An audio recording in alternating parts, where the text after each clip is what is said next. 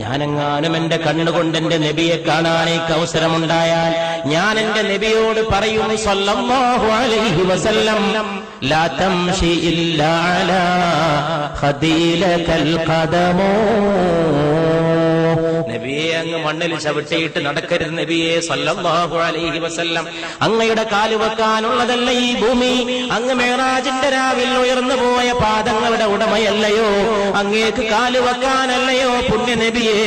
എന്നെപ്പോലുള്ളവരുടെ കവിൾത്തടങ്ങൾ ലാ തംശി അങ്ങ് നടക്കരുത് ഇല്ലാ അലാ ഖദീലകൽ ഖദമോ.